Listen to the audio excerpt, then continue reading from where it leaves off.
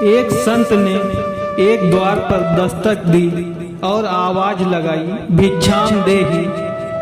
एक छोटी सी लड़की बाहर आई और बोली, बाबा हम गरीब हैं, हमारे पास देने को कुछ भी नहीं है। संत बोले, बेटी मना ना कर, अपनी आंगन की धूल ही दे दे।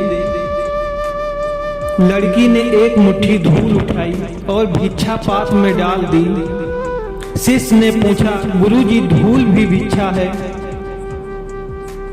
संत बोले, बेटा अगर ये आज ना कह देती तो कभी दान ना दे पाती।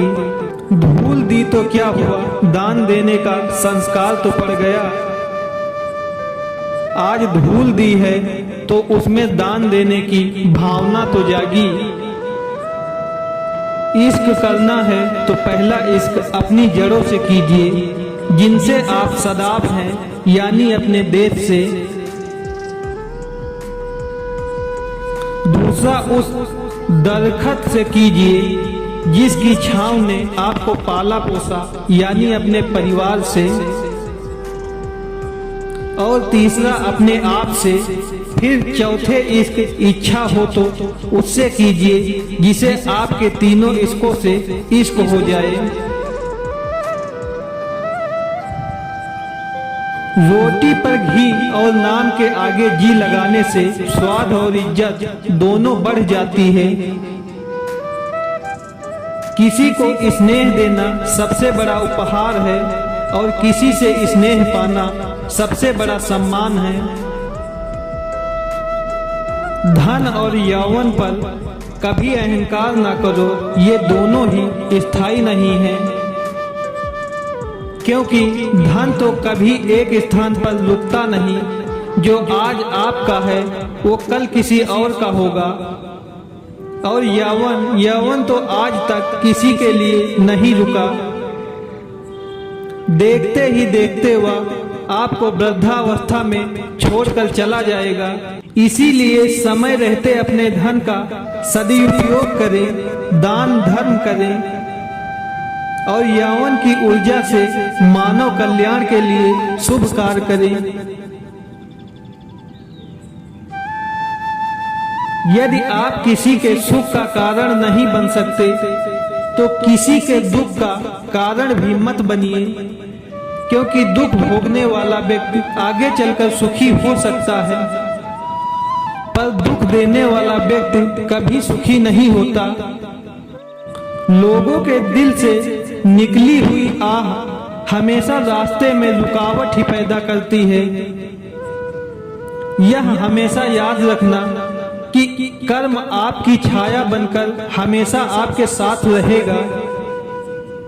जीवन की चुनौतियों में यदि सफल होना चाहते हो तो बल के स्थान पर बुद्धि का प्रयोग करो, क्योंकि बल आपको केवल लड़ना सिखाता है किंतु बुद्धि जीतना सिखाती है। जिस प्रकार दुर्योधन ने वासुदेव कृष्ण से उनकी नारायणी सेना मांगकर बल को चुना और अर्जुन ने स्वयं श्री कृष्ण को मांगकर बुद्धि को चुना, परिणाम सबके सामने है। जब बुद्धि का प्रयोग करके बल को सही दिशा दी जाती है तो जीत अवश्य होती है। हर इंसान के पास इच्छाएं होती हैं, ढेर सारी इच्छाएं। इच्छाओं का होना कोई बुरी बात नहीं है। इच्छाएं ही इंसान को आगे बढ़ने के लिए प्रोत्साहित करती हैं, पर जब इच्छाएं अनंत हो जाती हैं तो वो सुकून को खत्म कर देती हैं। इसीलिए इच्छाएं इंसान के वश में होनी चाहिए, इच्छाओं के वश में इंसान नहीं।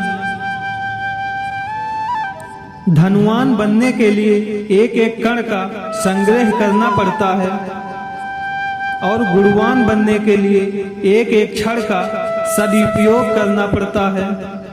इस जीवन का पैसा अगले जन्म में काम नहीं आता, पर जीवन का पुण्य जन्मों जन्म आता है। अपने समय का सदुपयोग करें, अपने जीवन को सही मार्ग पर लगाएं। फिर मिलेंगे दोस्तों अगली वीडियो के साथ। तब तक के लिए अपना ख्याल रखना और हमेशा मुस्कुराते रहना।